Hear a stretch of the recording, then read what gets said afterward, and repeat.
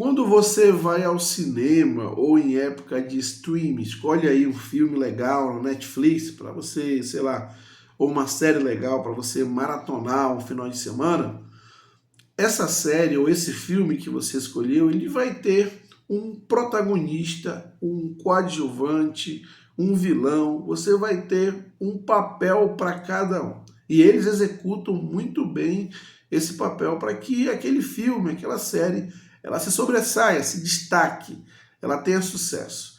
Não é diferente de qualquer outro espetáculo e liga de futebol também. Se você reparar aí nas principais ligas do futebol mundial, você claramente tem um protagonista, você tem ali aqueles clubes que têm uma função intermediária, aqueles clubes que têm uma função ali de brigar para não cair, mas são importantes para o ecossistema daquela liga, daquele ambiente. Pois é, no futebol brasileiro não é diferente, mas alguns clubes precisam entender seu lugar e saber que uma estratificação que pode ser e deve ser dinâmica, não é para sempre. Mas esses clubes precisam entender o seu lugar nesse filme, nessa série, nesse cenário.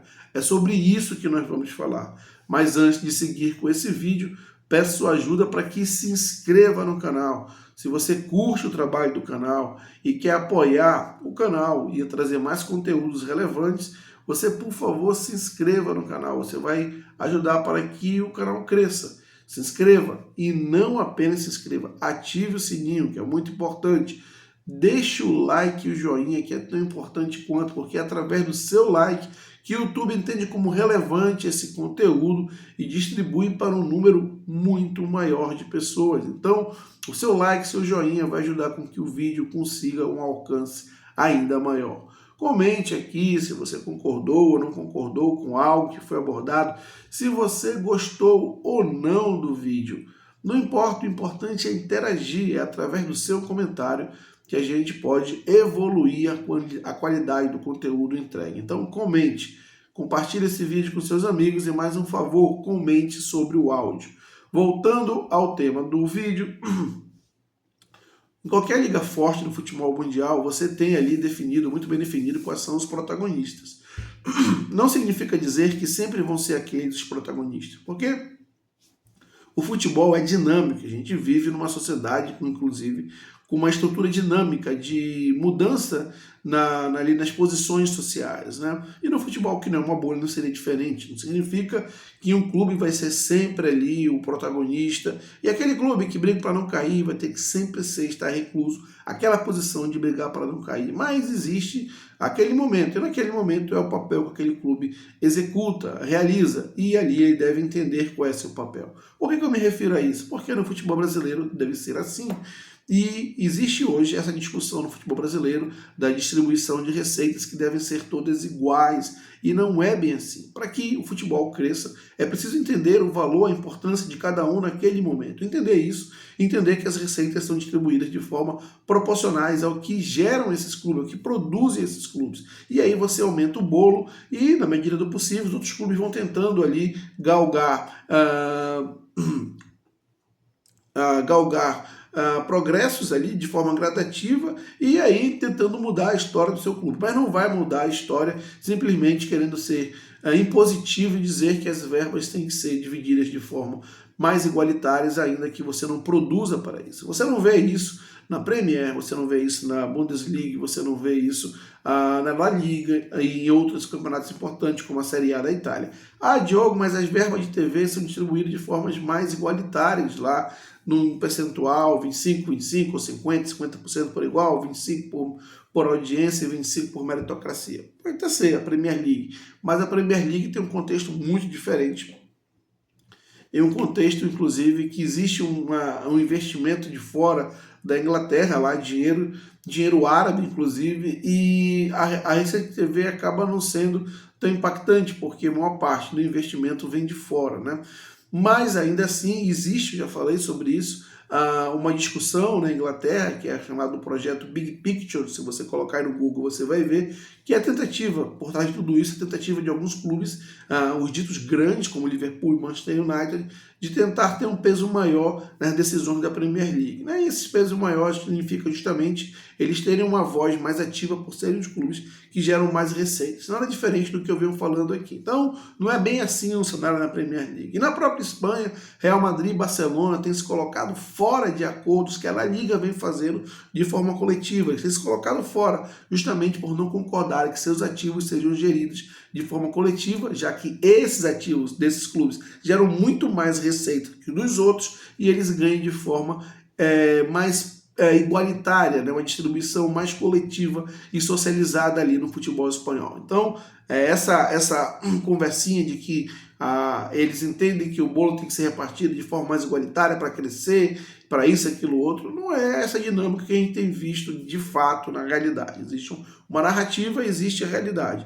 Já disse, a Premier League tem uma distribuição de 50, 25, 25? Tem, mas tem muito investimento internacional, ali, investimento estrangeiro, que meio que equalizam as coisas, e também tem essa questão que os clubes ingleses, nesse projeto Big Picture, que foi abafado, mas em algum momento vai ser discutido, querem ter mais peso nas decisões da Premier League, e esse peso está muito atrelado à sua popularidade, à sua capacidade de gerar receita, porque eles entendem como tem mais peso para gerar receita, devem ter mais peso para tomar decisões. Obviamente, quando a gente fala tomar decisões, dividir esse dinheiro de forma que minimamente reflita, comunique com o que ele gera. Ou seja, quem gera mais recebe um pouco mais ou recebe bem mais do que quem gera menos. Para mim, isso é uma dinâmica lógica de mercado, né? E eu disse, La Liga, Barcelona e Real Madrid são exemplos aí que estão em discussão, mas acontece também em outras ligas, né? Agora, isso significa que esses outros clubes, que são importantes no ecossistema como um todo, vão ser sempre aqueles clubes que vão brigar para não cair, ou vão ser intermediários, ou seja, coadjuvantes? Não. Você pode fazer e deve fazer trabalhos com outras alternativas, outros meios para você se tornar competitivo e você galgar aí progressos gradativos aí na estrutura do futebol em que você participa, para que você seja em algum momento um protagonista, porque como eu disse, essa estrutura, assim como nossa sociedade, é móvel. O futebol não é uma bolha, mas de igual forma, por não ser uma bolha, também tem uma dinâmica mercadológica, uma dinâmica que respeita muito aqueles clubes que mais produzem, uma dinâmica que respeita muito quem mais gera receita, e normalmente esse que gera mais receita é melhor remunerado. No Brasil tem essa discussão que acabou criando a dissidência de uma liga, né, que deveria ser uma liga única, mas transformou em dois grupos com distintas visões a respeito do mercado, de como devem ser geridos os ativos do futebol brasileiro. Dificilmente um clube como o Flamengo vai aceitar que tenham ativos tão destacadamente mais fortes que os outros, que gerem muito mais receitas que os outros, tem essas verbas distribuídas mais ou menos ali que de forma igualitária. E esse discurso aí de que tem que dividir por igual, mais ou menos por igual, para que o futebol brasileiro seja forte como um todo, para que distribua o bolo maior e aí distribua, todo mundo ganhe mais, é um discurso meio que não faz sentido, porque o futebol, o bolo pode crescer sim, e deve crescer muito mais se você respeitar esses contextos de cada clube. E como eu disse, um clube vai se tornar maior ou menor, ou vai mudar nessa dinâmica, nessa estrutura do futebol, não se apropriando de recursos que não são seus, né? Que são gerados por outros clubes, mas criando formas inteligentes, alternativas, de se mostrarem competitivo. E aí a gente tem vários exemplos fora, né?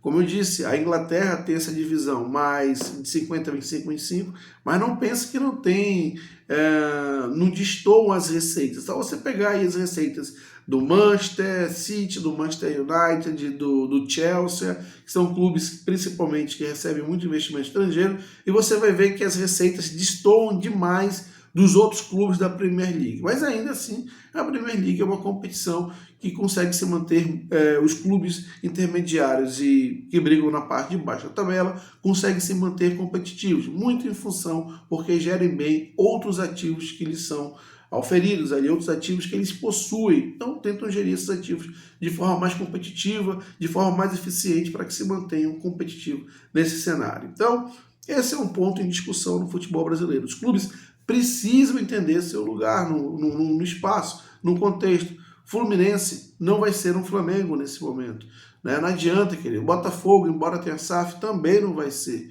Atlético Paranaense não vai ser, Fortaleza não vai ser. Precisam respeitar uma determinada hierarquia, e aí não digo dentro do campo de bola, eu digo uma hierarquia comercial mesmo.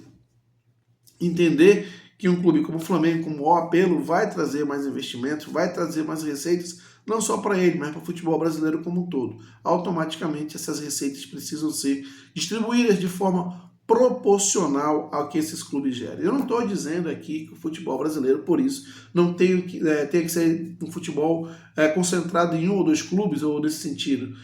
Não entendam mal, eu quero e acho que é possível ter um campeonato equilibrado, uma liga forte. Eu acho que uma liga forte ela também valoriza o futebol de cada clube, mas isso vai ser conseguido respeitando uma dinâmica mercadológica. Como eu disse, na Inglaterra, embora tenha essa distribuição que todo mundo menciona, existe sim, destoam os clubes que estão lá no topo dos clubes que estão na faixa intermediária e na faixa de baixo. É só você ver aí a diferença de orçamento desses clubes. Mas ainda assim se tem uma competição muito forte no nível intermediário, os clubes de baixo conseguem competir, muito em função de como eles são eficientes na gestão de outros ativos, de outros meios.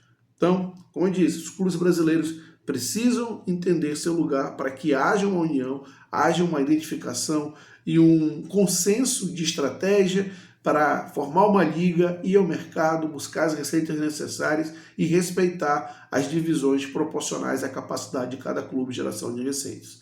Quero saber a sua opinião a respeito, portanto, deixe aqui seus comentários. É muito importante que você se inscreva no canal, ative o sininho, deixe o seu joinha, o famoso like, compartilhe esse vídeo com seus amigos e até a próxima.